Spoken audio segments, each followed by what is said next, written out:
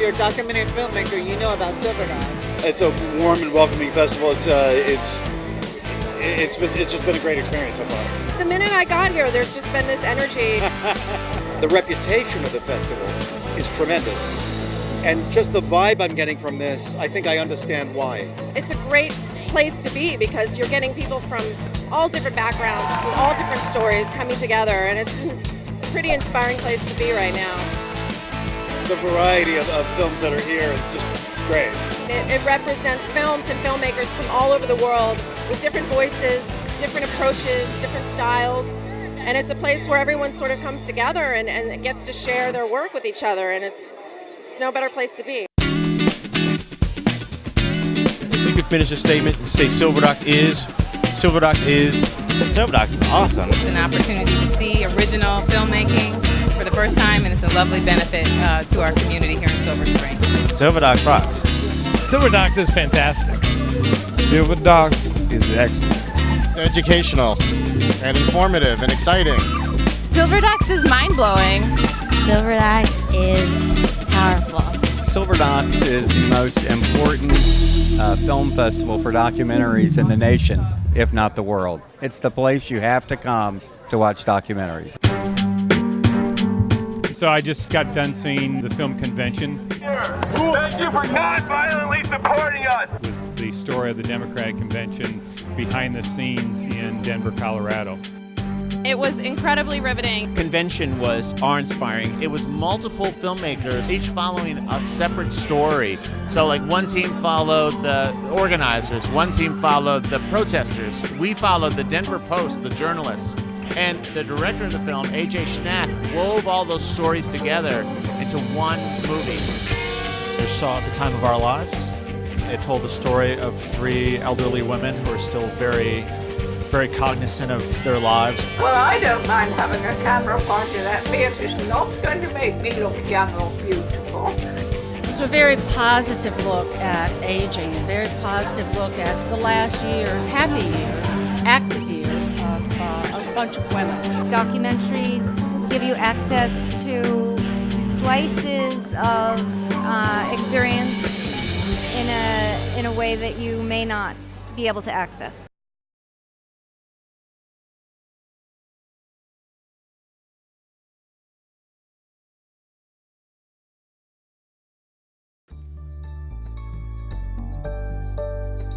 We are the millennials, but who are we?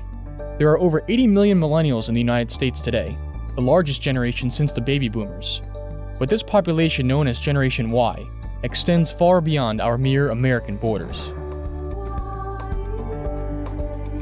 G'day, I'm Clinton Khan, and I'm a millennial from Melbourne, Australia. Hi, I'm Jonas Suotamo. I'm a millennial, and I'm from Finland. My name is Shashank Singhai, and I am a millennial from India. We're a little adventurous. We're, contrary to a lot of Americans, we're really fascinated by what's happening outside our country. Although Australia it's a huge piece of land, we only inhabit such small parts of Australia that we really want to see what's outside.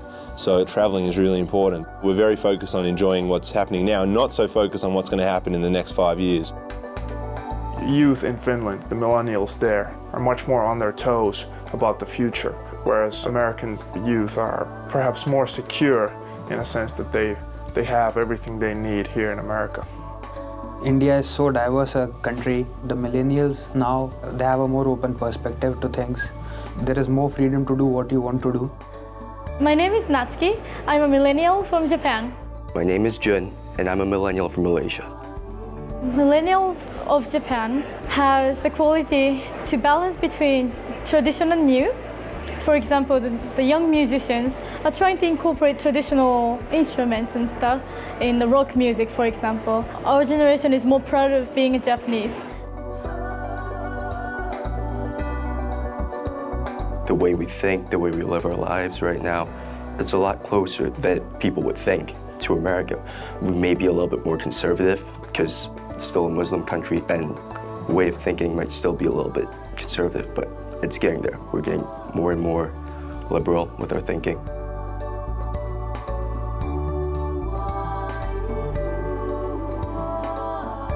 Our generation is very different from the previous generation. We are very curious about learning the outside world. We are very inquisitive. Chinese people are very hardworking. You can always see students in the library with thick books and textbooks, and they work very hard for the exams. My father's Scottish and my mother's Singaporean. I've lived in the Netherlands twice and all over England. As a generation, we are different. Every country has its own customs, culture. Millennials are certainly a vast generation. While we may be different in our habits or ways of living, we're all connected by the one global truth. The truth that lets each one of us stand up and say, We are. We are. We are the millennials.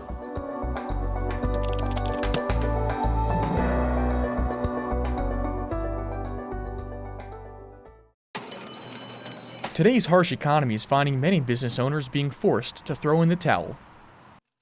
One man, however, actually came out of retirement to help save the company that he spent nearly 50 years building. At age 79, Albert Boskoff should be playing golf or spending time with his grandkids. Right now, white dinner wears in. Some people think it's foolish, in the sense of why do I want to do this at this age? Boskoff retired 4 years ago and left the company under new ownership. This led to overexpansion that ultimately caused the chain to spiral into Chapter 11 bankruptcy. We had 9,000 coworkers. I think many of them would be out of a job. Certainly the 600 that I knew very well and knew were very important would probably not have a job. Boskoff and his partner Edward Lakin were able to raise $300 million to buy back the company in early December, an arguably remarkable feat in today's economy. But they didn't do it alone. Well, the family was willing to put in, and a few friends, almost $50 million. We're independent, we're out of Chapter 11, and we have a well-funded department store that has every reason to succeed. This accomplishment comes as a surprise, as many notable businesses are being forced to downsize. The Home Depot is cutting 7,000 jobs and closing 34 of its stores. Caterpillar is preparing for one of its worst decades in history by cutting 20,000 jobs. And still other companies like Circuit City have been forced to close their doors altogether. It's tough. Although there's money out there, it's kind of locked up. And so getting a restructuring plan together, it's almost impossible. With such a high risk for failure, why would Boskoff willingly jump back into a struggling market? Hey, I like your display. It looks nice. His interest isn't in the money. He'd be better off not coming back. He's investing his own money, but more than that, he's investing his life in rebuilding something that was important to him. That sends a very loud signal to his customers. I tell you, if you're going to run something, you better care about your people. Because if you don't care about them, they're not going to care about you. Wonderful seeing you. Boskoff's close relationship with his employees, his customers, and the community are arguably some of the trade secrets that helped to pull his business out of bankruptcy. Of course, the reality is that it's still a business. Oh, tomorrow's my last day. You're kidding. Yeah, I was really upset. I'm here 20 years in December. I had 4 days off. I just came in today and found out. And I like working here. I really enjoy coming in. I think the fact that we're in a recession makes it more difficult. We have to prove that in a recession that we can run a successful store for 12 months rather than 2 months. We did cut our expenses then, and we're continuing to cut them now so that we can survive. Boskoff's has closed nearly 10 of its stores, proving that no company is totally safe in this economy. Still, Boskoff is hopeful. We're going to win. Will Boskoff's celebrated return be enough to keep the chain afloat, or will its doors finally be forced to close for good?